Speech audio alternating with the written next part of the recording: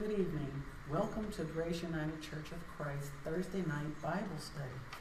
We're located at 2500 223rd Street. We invite you to join us weekly, whether in person or on the live internet. Let us pray.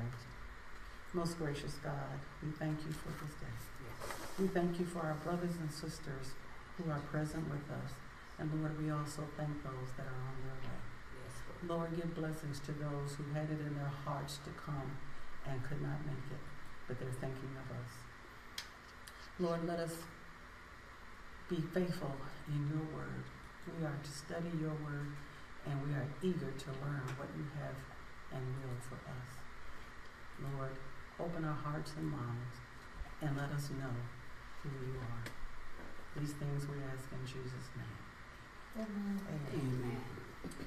All right, so today is week 3 of Jesus' teachings and healing tour. That's what I call it. In the following passages, we will see Jesus clearly teaching and illustrating to his disciples that he is no respecter of persons and that he loves everyone regardless of their social, economic, or moral status or standards.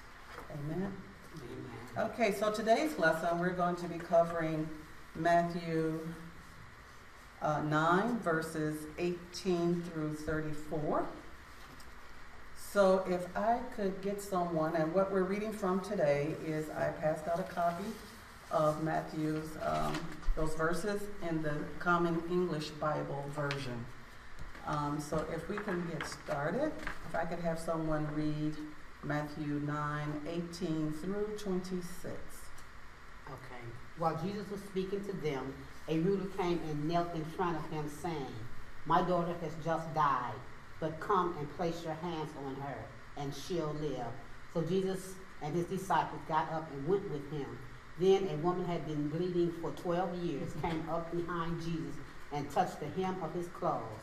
She thought, "If I only touch his robe, I'll be healed." When Jesus turned and saw her, he said, "Be encouraged, daughter. Your faith has healed you." And the woman was healed from that time on. When Jesus went into the ruler's house, he saw the flute players and the distressed crowd. He said, "Go away, because the little girl isn't dead, but is asleep." But they laughed at him. After he had sent the crowd away, Jesus went in and touched her hand, and the little girl rose up. News about this spread throughout the whole region. Amen. Amen. So, he did a twofer today, and it seems like on Jesus' tour, he's going through the town. He's most interested in showing his disciples exactly what he is doing.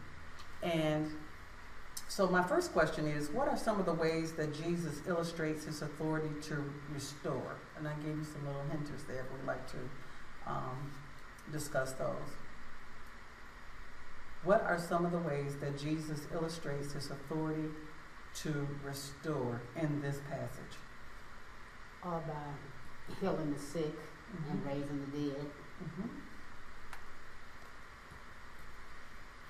The restoration is linked to faith, not necessarily. In that day, they practiced magic and all kinds of things. So the restoration, the healing is linked to faith in Jesus as opposed to some magic or some conjuring. Right. And I thought it was very interesting, and we also, even though I missed last week, I did do the readings on it, that before Jesus even performed the healing, he would always ask, "Do you believe that I can do this?" So to me, he's asking, how great is your faith?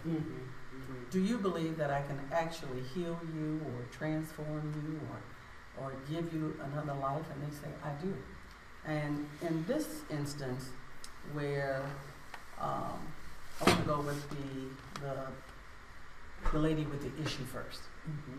How is that like what we did in week number 1 when we talked about the leprosy? What was so fantastic about what did Jesus do? Showing his disciples what was happening when he healed the lepers.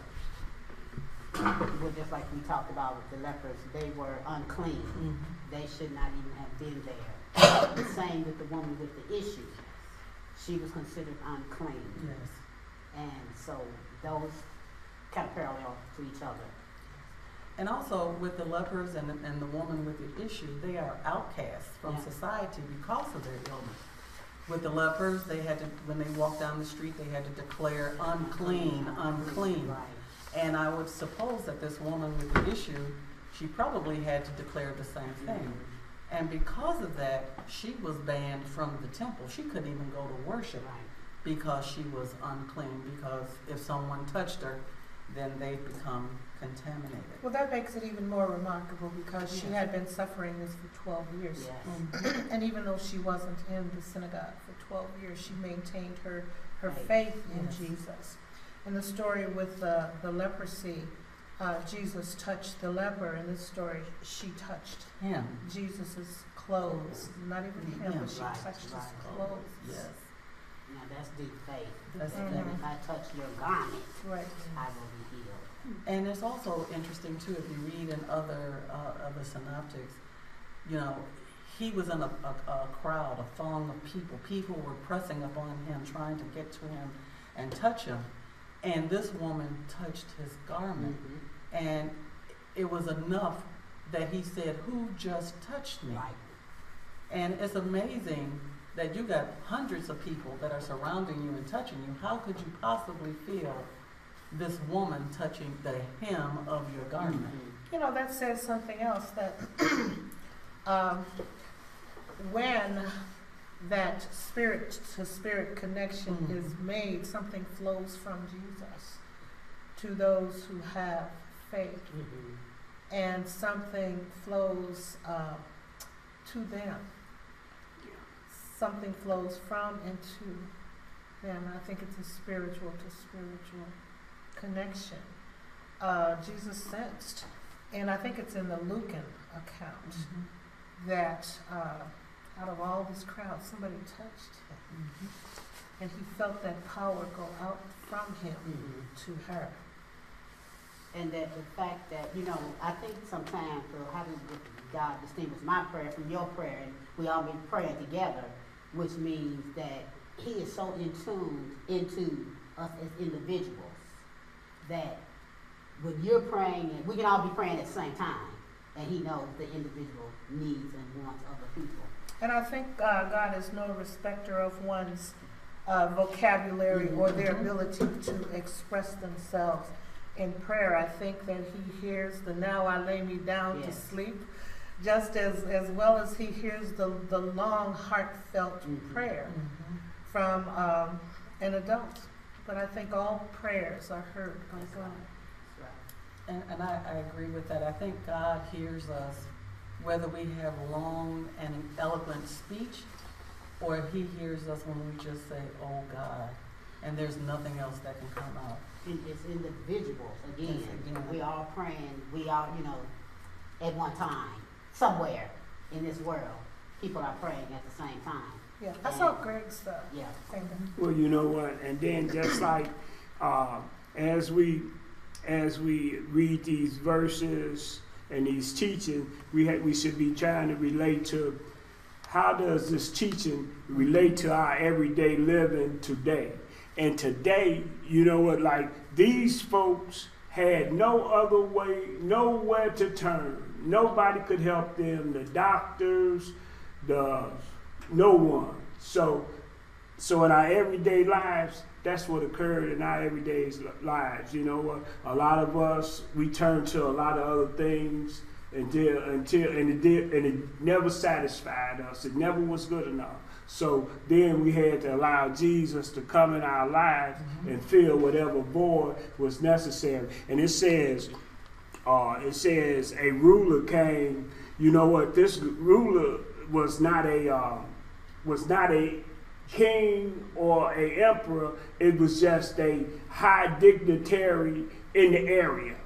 And that's the same thing. You can be a mayor, a rich man, or whatever. You can have faith, and when your money don't do you no good, or your power do you no good, only thing you could turn to is Jesus, and that's what this guy did. And so in the CAD version, we see, and we talked about the woman with the issue, but verse 18, while Jesus was speaking to them, a ruler came and knelt in front of him, saying, "My daughter has just died, but come and place your hand on her and she'll live." If you go back to what we studied in Matthew 8:14 through 17, Peter's mother was ill, as well as the centurion's servant who was ill. Well, with Peter's mother, he asked Jesus to come to his house, as did this ruler here. But on his way, he felt this woman touching. He's like, this woman touched my garment, and he healed her. He says, "Your faith healed you." Right. So, and then it continues on when Jesus then makes it finally to this ruler's house. They were already performing like a funeral service for her because she was dead. And he told them, to this distressed crowd, "Go away. She's only asleep." And they were laughing at him. He's like, "Man, are you crazy? She's dead." So does that, and I wanted to ask Reverend Lori, is because that she was dead, do you think it was like more than a day that it took Jesus to get there? No, I don't think it was similar to the Lazarus situation Right. at all. Okay. No. All right. So, yeah, I kind of tried to go find that, and I didn't find it, so I just wanted to make sure. But when Jesus talks about that, he comes to fulfill what happens in our lives.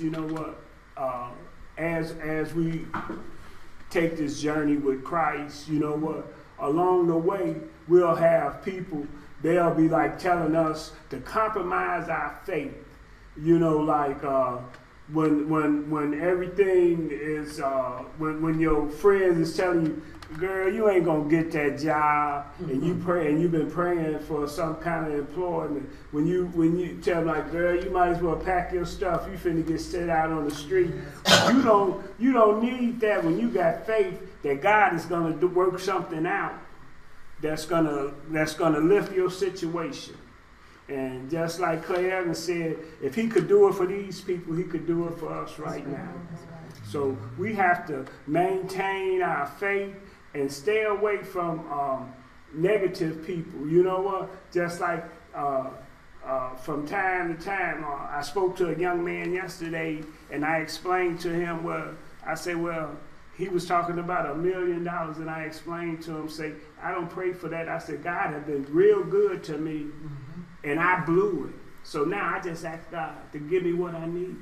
So what happens is, if somebody else, I can let no doubt come into that. So if somebody come in and talk about he can't do it, I have to send that person away, just like Jesus had to send these people away. I like what you said about God giving us what we need, but I, in addition to that, ask God to help me be content with what I have, what He's given me. Because there are people out there who, although God is providing for their necessities, they want more and more and more. Therefore, they aren't content, they aren't happy, and they're not resting in that joy that Jesus gives us. We were out yesterday, we went to feed, and, I told these guys, they were just so appreciative and praising God. They thanked us, but they praised God. And, and they do it all the time. They got more of God in them sometimes than the people that's got 2 loaves of bread on the farm. Because they know where their blessings came from. Right.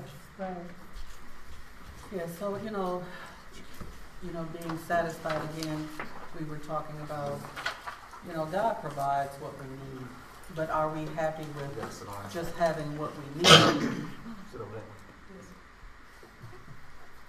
Come on. You understand what I just said? We just moved these handouts for you, so you can have them.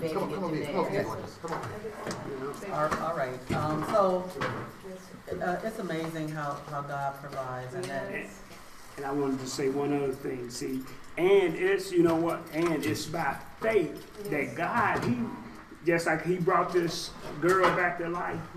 It's by faith that he resurrect our situations. Yes, he does. You know, he bring life back into marriages. He Right. bring life back into households. Yes. He resurrect a lot of things, and it's by faith when we turn to him Thank you for that. that he can make things live. Yes. So, again, the favorite song is "What a Friend We Yeah, Had in Jesus." Yes, Right? yes. When you have nothing else, you can turn to him, and Yes. he's always there. Yes, he is. He's always has his arms wrapped around Yes, us. hallelujah. He is always walking before us. Yes. He is always walking beside us, helping us to go along the way. And so, in these examples, and going back to last week and a week before that, we see that Jesus is looking for people to say, "Do you believe?" Oh, yeah, And yes, I he know is. that they're, you know, the word spreads because when he does these miracles, people Yes. start running everywhere. Yes. And so along the way in Jesus' walk, the word has already said, this man can do miracles. Yes. What is it that you need? Because when he comes this way, I would ask him if I were you. Yeah, And so, you know, his reputation preceded him. And so when he got there, people were showing them everything they need, and they already had faith that since he did it for others, he'll do it for me. Amen. And I see that we can translate that in our lives today, Yes. because he's the same God Yes, yesterday, and tomorrow. today, forever. and forever. Mhm. All right? So he's not stopping. Mhm. Thank God. Okay. Hallelujah. All right, so let's move on to the next section, which is Matthews 9:27 through 31. I have provided the Common English Bible verse. And if I could get one of you to read. Matthew 9:27 reads, "As Jesus departed, 2 blind men followed him, crying out, 'Show us mercy, Son of David.' When he came into the house, the blind men approached him. Jesus said to them, 'Do you believe I can do this?' 'Yes, Lord,' they replied. Hallelujah. Yes, Lord. Then Jesus touched their eyes and said, 'It will happen for you just as you have believed.' Mhm. Their eyes were open. Then Jesus sternly warned them, 'Make sure nobody knows about this.' But they went out and spread the word about him throughout that whole region." He said nobody. He said nobody. And so in your handout, I said again, we see Jesus displaying his authority to restore. Just in the first passage, name the order of actions that occur for each healing. And we can go back to week 1. What happens first in everything that happens? Somebody comes to Jesus, whether for themselves or for somebody else, on behalf of somebody else. Somebody is seeking Jesus. So I was thinking, he said, seek my face. Seek my face. And so we know that he does that. After they seek him, they petition to him, Lord, can you heal? Can you do these things for me? And his next question, number 3, is, he says, do you believe I can do it? And then number 4, he always says, by your faith, you are healed. Yes. And if he doesn't say, do you believe I can do it, he asks, what would you have me do for you? Yes. So it's always something that a perceived need that they have. So here we're talking about two blind men. Now we had 3 lepers in the first. What did you all have last week since I wasn't here? What was?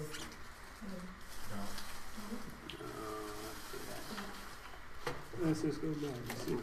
Okay, well we won't spend time on that. And then here we have a woman with an issue, and we have a sick daughter who has died. And so now we got 2 blind men. He's still on his same walk. And I don't know whether this is all in one day or he's on his way to somewhere else. And it says here, as Jesus departed. So it seems like when he departed the centurion's house, the ruler's house, where he healed the daughter, he was on his way, and here 2 blind men Can you imagine two blind men running after him and they cannot see? That's good, yeah. That he cannot see. They could not see him, but they just know that he was in the area probably because of the throng of people and the noise of the people. Right. And he shouted out to them, show us mercy, pretty much like what the lepers did on the side of the road. And they didn't have cell phones, but they didn't. Or the only communication was word of mouth. So they had heard of all these miracles that had been taking place, and you know what happens? That's just like if tons of miracles is coming through the town, you know what? It's by faith. You be like, say, I'm gonna go get me one of these miracles, And that's what these men did.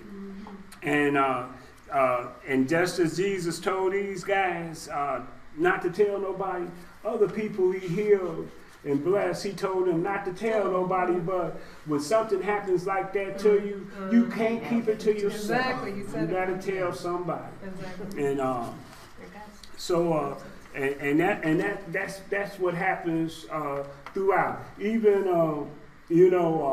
just like I remember, just like some of us, you know what? When we first came to Jesus, you know what? We had to tell somebody. Exactly. Amen. Yeah. Yes. I was talking to a person who recently accepted Jesus, and he's just a goner for Jesus. He wants to tell everybody all the time. He'll run up to people on the street. He will accost people in stores. And I said it's good that your faith is so strong and that you have this deep desire to tell everyone. By the same token, you don't want people to turn the other way and run off when they see you coming. You have to use a little discretion. But I don't know whether you guys have, but I do remember when I got baptized, I was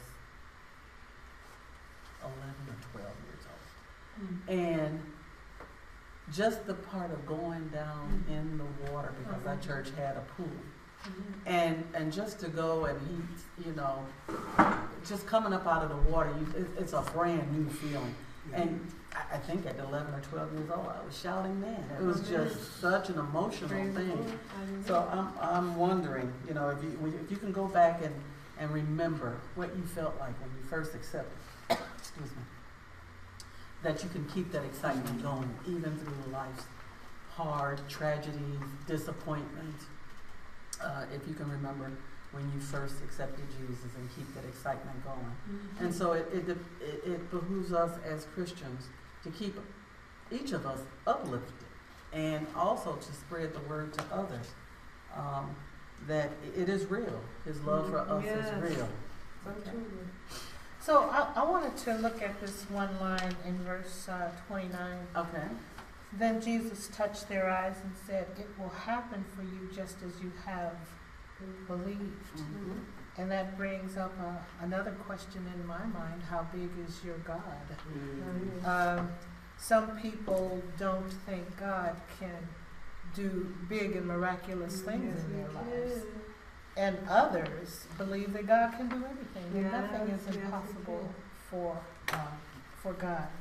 And so in this case, I thought it was interesting that he healed this man to the extent that he believed. And that's not to say what some people are preaching, that if your faith is not strong enough, you won't be healed. I don't think that's valid in terms of an argument. But I just thought it was interesting here. Well, what about the faith that is the size of a mustard seed? Yeah, side of a mustard Right. seed. So Right. that you have the faith, and it'll increase as you go on. And some people believe that they don't want to wait on God. They'll get ahead of God and start putting their own twist on things. You've seen that happen. We're going to help him. Yeah, they're going to help God out. Gotta help him out. Like you said. Yeah, he's busy. We gotta help him You out. know what? But according to our faith, that's how miracles happen. Because that's just like, when we make one step, when we give God something to work with, See, then it's according to our faith. That's like, say, we always use the analogy about when people say, I need a job. But you know what we got to do? You have to apply. Yeah, we got to give God something to work with. So it's by faith that we, well, now they do it online, but it's by faith when you pound the pavement, put 3 or 4 applications in, and then you come home, and it's by faith that phone rings as you come in the door, and somebody said, well, we want to at least interview you. Right. And the other thing, people claim they want to be healed. You know, they're appealing to Jesus, heal my body. I know that you're a healer, you're a doctor in the sick room. Yet they're abusing their bodies. Yes, that's what I wanted to say. They are abusing their bodies. So, I mean, a little effort on one's part is required. Yes, because if God gives it to you, what you're going to do with it once you got it. Exactly. You know, if you say, I need a job, God, but you don't even put in the effort to apply, and then if I give it to you, you're going to get up and go. Exactly. Right? So God seeks the heart to find out if I give you this blessing, no, when I give you this blessing, because He is going to give you the blessing. What are you going to do with it once you get it? Okay. Another question that I asked here,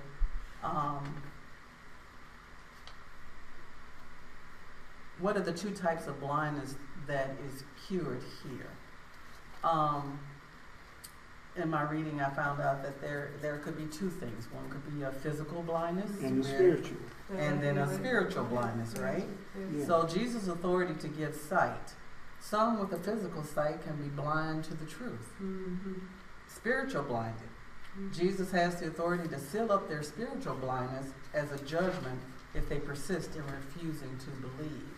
So when He says, I open up their eyes, He could have been saying, I open up your eyes to the fact that I am the Savior. He could have. And Mark tells the story of blind Bartimaeus, and I think that's a variation on this story. But if you recall, in his case, after his eyes were opened, he decided to follow Jesus. And in looking at all the works that Jesus did, I'm assuming that his whole sense of justice and love and compassion and authority changed as he watched Jesus as the mentor demonstrate these things to him. So his sight was restored socially as well. Amen. Jesus is just awesome. Yes, He is. He is awesome. Mighty. He does not disappoint. And you know, no matter how many times you read the scripture, no matter how many times you read the same story over and over, you're just still amazed at the goodness of this man. Well, the Spirit that came as a man. And boy, could we use him now. You know, but it's in us to reveal who Jesus is. We are to act like him. And so therefore we give others hope that Jesus is still amongst us. And when Jesus, when Jesus leaves us with a testimony, when something happens in our lives and we have no other explanation for it. We're not looking for an explanation for it. All we know is that it got done. And we know that we did not do it. See, and so that gives us a testimony to encourage somebody else that God can. And then I'm sure you've had people challenge your testimony. Well, that could have been chance. That could have been this or that. I'll say, it could have, but I like to call it Jesus. Yes, okay. When you say, I'm not lucky, I'm loved. That's what I heard that song. Yes. I have a comment. Yes. It seems that people, they hear what you say, but they believe your actions. And if Jesus is in your heart, it's going to be reflected in your actions more so. And that's what's going to convince them that Jesus is alive. And I think that theme runs throughout all these scriptures, is that he tells them not to say anything, but he knows that their actions are going to convict people. Even though the blind man can't see, but he can communicate because his other senses are magnified. So he can sense and detect changes in the atmosphere and in culture and people's attitudes. Mm-hmm. But because he can see now, and he is so grateful for that, and he loves Jesus for that, his spirit just radiates out. And when it radiates out, it influences other people around him. That's what God, I think, wants us to do. Anything else about the No, ma'am. All right, let us then proceed, and we're moving right along to Matthew 9:32 to 34. We're going to talk about a healing of a man unable to speak. Reverend Lori, have you read Sure. As they were leaving, people brought to him a man who was demon-possessed and unable to speak. When Jesus had thrown out the demon, the man who couldn't speak began to talk. The crowds were amazed and said, "Nothing like this has ever been seen in Israel." But the Pharisees said, "He throws out demons with the authority of the ruler of demons." Wow. Wow. Now those were the Pharisees were haters, were enemies of Jesus, and you know what happens is that's what happens in our lives today.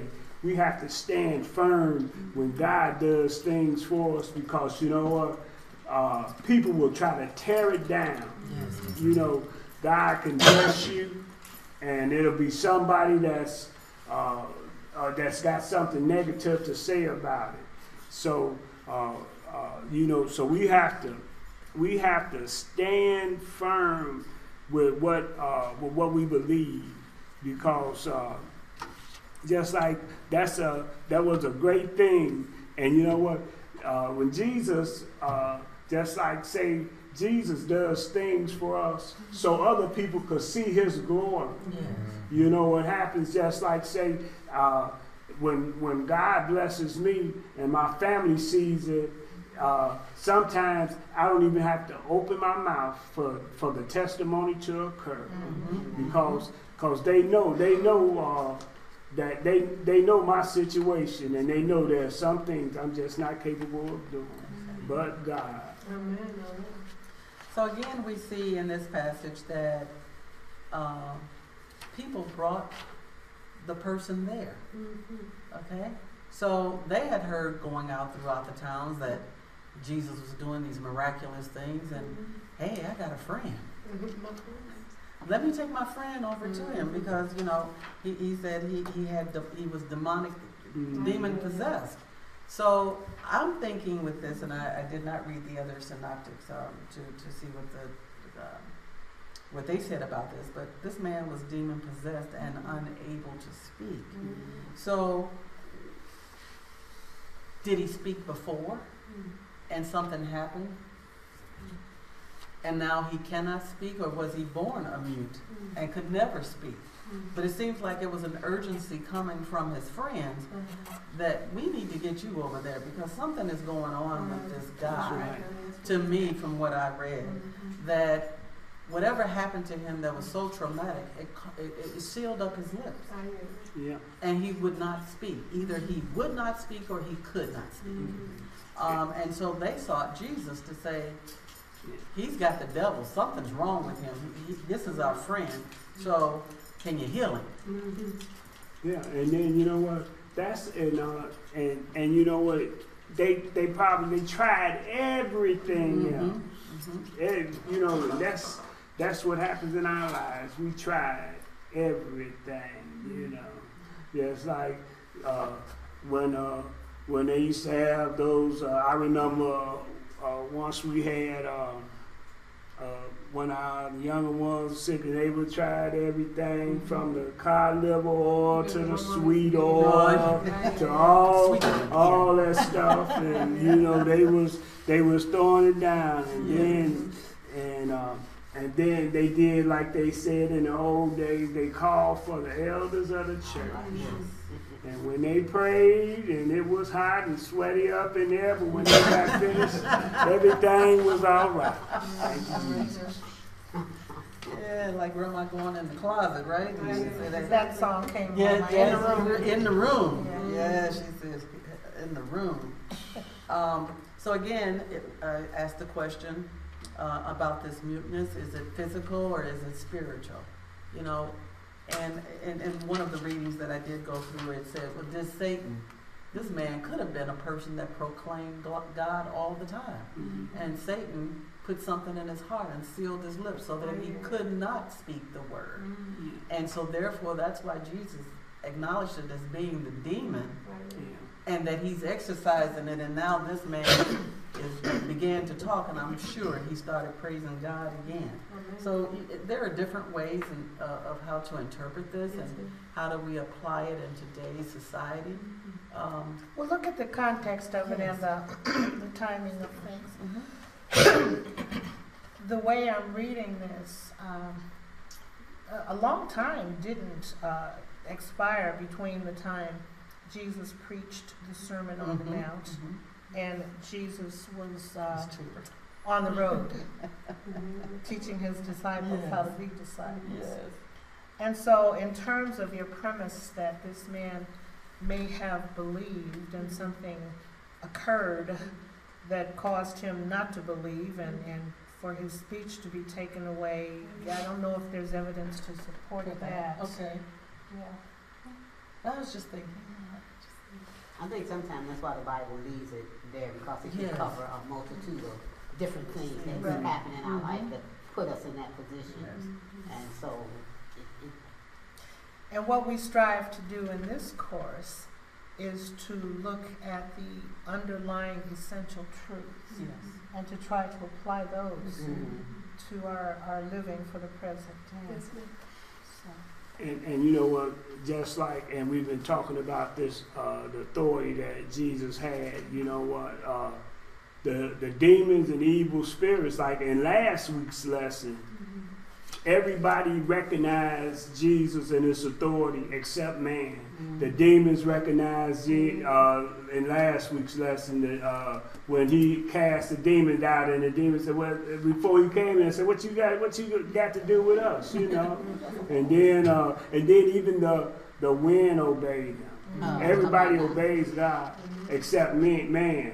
The flowers obey. They know when to bloom. Mhm. The only one don't obey the word is man. and so you see this whole theme of authority being traced from the very beginning Mhm. and reinforced in all of these passages we've looked at. So, it's early. Is there anything else that we would like to discuss about Jesus and? I want to focus just a little bit on the second part of verse 33. The crowds were amazed and said, "Nothing like this has ever been seen in Israel." Well, these are neutral people. These are people who haven't yet committed themselves, haven't yet declared their party allegiances, right? And they're watching Jesus, and so as he is going out there, he's appealing to potential believers, you know, always potential believers. What is this man saying he will do for us, and how do his actions reinforce that? And so these potential believers become adherents at some point when they see that Jesus is consistent with what he says and does. Yeah. And then the writer of Hebrews tells us that faith is the substance of things hoped for and the evidence of things not seen. And Jesus, he makes this faith come to life because as he creates these, perform these miracles, all these people had was a hope. You know, they had a hope that something could be done. Yes. So, Go on. So what I was just thinking is that in the synagogue with your Pharisees, your Sadducees, people would go to the temple and they hear about God. And here God comes personified and he shows.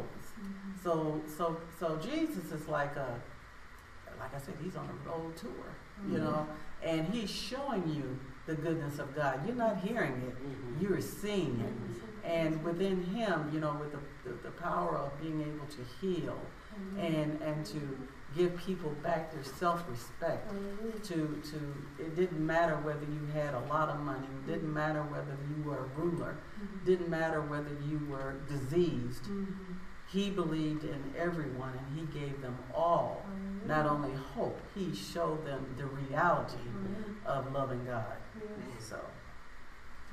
So we had started a short list of attributes that the disciples were picking up on as Jesus was demonstrating. Can we just reconstruct that list here? What are some of those attributes? I'll start one. Okay. The first thing is that we have to muster up enough to ask the Father for what we need.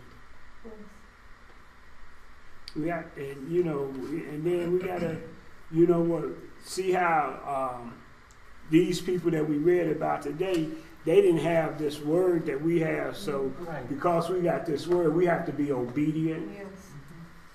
And But they did have the word. Jesus was the word. Jesus was the Logos. But they didn't the word recognize. That became flesh and walked They among them. didn't recognize. They kind of demonstrated what they were supposed to do, right? Because that's why they said we have never seen this. We are so amazed. We have never seen nothing like this.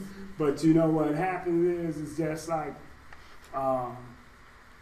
it's by the testimony of other people is what gave me the faith to know, you know what happens. And then God was like, and then even by that testimony, I had faith for God, so I got to show him so that I got to increase his faith.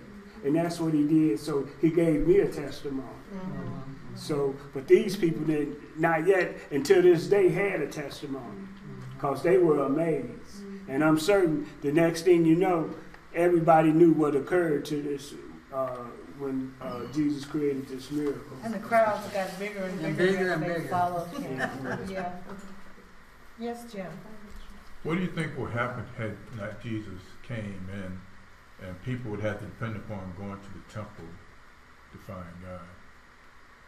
I mean, the effect of that would be that you'd be alone in your circumstances. You know, if you're in jail, for example, there's no way you can get to the temple, therefore you know where you can get to God. Or you could be over here in the United States, but the temple is over in Jerusalem someplace. So there's no way you can get to the temple, there's no way to get to God. So I think that Jesus had to come for people to understand that God loves everybody. Yes, he does. And he's going to accompany you at your lowest moments and at your highest moments, because he's going to give you hope when there is no hope. You know, and I think that's the real beauty of this. And because I'm fascinated by the term, the crowds were amazed and said nothing like this had ever been seen in Israel. Well, in the context, what was Israel at that point? Yes. You know, Israel was, you got the temple. Yes. And you got these the Sadducees and the Pharisees who are allowed to go into the inner sanctions of the temple to communicate on your behalf, by the way, to God. And God would speak back to the Pharisees, who in turn would relay whatever it is that God told them to do, if that's what God told them. So this dependency was reflected by this, that the crowds were amazed because nothing had ever been seen in Israel, because their mentality was, their humanness defined or tried to put a definition of what God is. And that's what we make our mistake. So my question is, even in the Old Testament, right, miracles were happening then. Okay? So the Pharisees and the Sadducees and all of those people, they were reading the book of old. They know miracles happen. But I'm thinking on this walk with Jesus and him showing his disciples, they were seeing miracle after miracle after miracle in such a frequency that that's what they had not ever seen before. They had seen miracles. They saw the parting of the Red Sea. Amen. They saw the fall of the Jericho walls. So they had seen miracles before. And they were documented because they were reading them in the temple, but they never saw as many miracles happening in one place with one person, and you're following him, and you're seeing miracle after miracle happening to ordinary, diseased, lost in hope, lost in society people. And you know what happens is that the Pharisees, and in today's world, you know what, men of God, you know what, they lose perspective, and their egos enlarge, and they think the things that happen, think that they do it, when God really does. When God is really in charge, and then things like money and prestige and material things come into play. These things warp the mind of many, and then see, and in today's world, you know. So he was talking about where I'm here in Salt Village, and the temple is in Israel. But as we go further in Matthew, we'll find out that there's some promises that Jesus has for us. And one of the promises is that he will be with us to the end of the earth. So I know that Jesus is right here in South Village with me. One of the promises, he'll never leave or forsake you. And then the other promise is that he'll be with us to the end of the earth. That's around in 19 somewhere. But Jesus and the Holy Spirit will not force themselves on people. People have to believe. People have to say they believe and confess their sins. That's for us that believe. So Jesus is here. The question is, do people accept Jesus? Yes, sir. Lisa Brooks says, "Don't be afraid, just believe." You know? So, oftentimes when people are facing circumstances that they don't understand, there's a definite fear that comes in them, and that fear is of human origin. Like you were talking about, it's humanness. It's their humanness that makes them fear because it's something that they perceive within their mind. But God can't be limited to a human mind because He's created it. So much You know, we can't define God. And because we can't define God, we have no clue as to what God is capable of doing. We just know that He can do whatever it is that He wants to do. He can do it. That's right. So again, and what you were just saying, Jim, we have to give up this free will that we have and acknowledge that God is in control, because that is where our fear comes from, because we have lost control of what we can accomplish. And oh my God, I'm in a situation, I can't get myself out of this situation. And it's only because we have not given up that free will that He gave us to say the control is with me. If you seek me, I'll answer. I don't know if free will and control is synonymous. You don't think so? You know, I don't know. Because I'm a control person, okay? That's my biggest problem. You know, and it's been my entire life. And for me I fight this battle every single day. Of course we do. You know, because I really, seriously, I fight it every day. I have to fight it because it is just so much in me. But that's that humanist part of me. But that don't mean that I don't have free will. You know what I mean? I don't know if control and free will are synonymous. I think that to me, I think they're tightly linked, because that free will is what is causing you to step yourself out there first. I'm going to do this. Jesus, I got you over here, but I'm going to do this, right? And then when you find out, and because He gives you free will, go ahead. And what happens is, a lot of times that we fail so often because our intentions is to do things our way. Yes. And God has a way for us to do things, you know. God, you know, as businessmen, God wants us to be honest, not liars and thieves. And we shortcut, and we want to take a shortcut on a journey to prosperity when there is none. That's your free will. Not my will, Lord, but thine be done. Okay? So that's, to me, that's that control. You gotta say that, okay, I can't do this, I'm gonna open up and I'm gonna let you guide. You tell me which way to go. Direct my path. That's right. Be a light unto my feet. And let me follow you the way you will have me to go. Because my way, I'm not doing it right. Exactly. I saw a new term in this week's lesson that didn't come up in the other lessons, and that was mercy. In verse 27, show mercy, son of David. Jesus demonstrated his authority, he inspired faith, he showed compassion, he raised spiritual awareness, he let, for instance, Peter's mother know about the importance of service, but this is the first time that mercy has come up. How is mercy different from compassion in your opinion? He gave them what they did not deserve.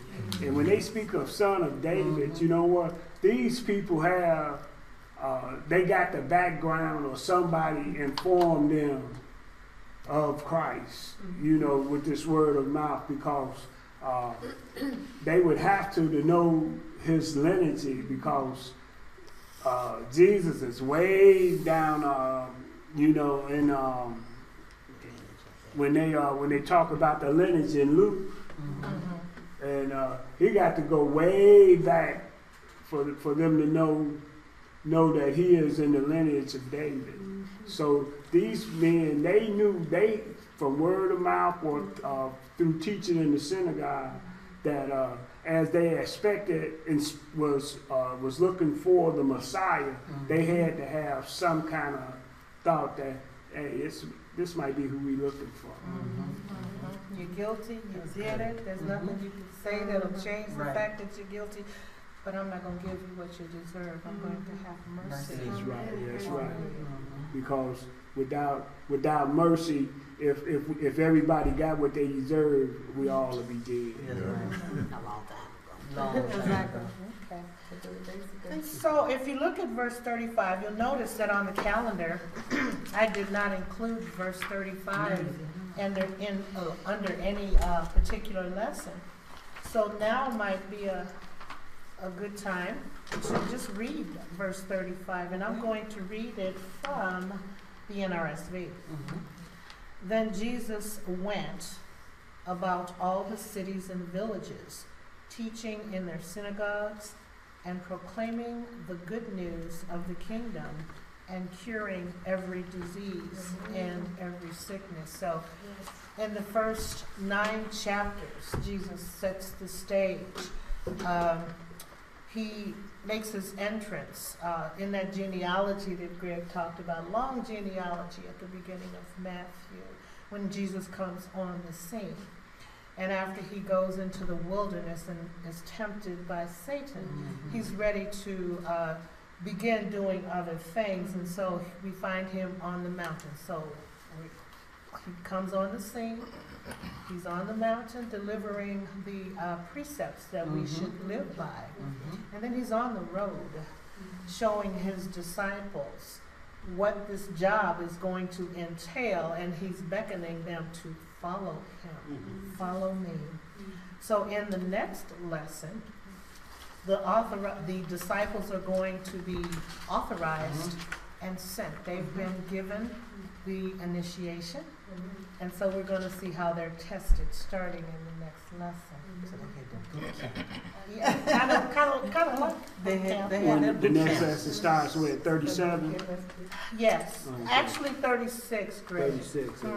936 through 36 through 38, and then we have 10, 1 through 5A, and then 5B through 15. And I'll be facilitating this. Okay. So, this was a very, very interesting lesson. I hope you guys enjoyed it as much as we did. Please join us again next week. As Reverend Lori alluded to, we will be discussing on 10/4 at 7 p.m. here at Grace United Church of Christ, the disciples authorized and sent. So thanks again, and God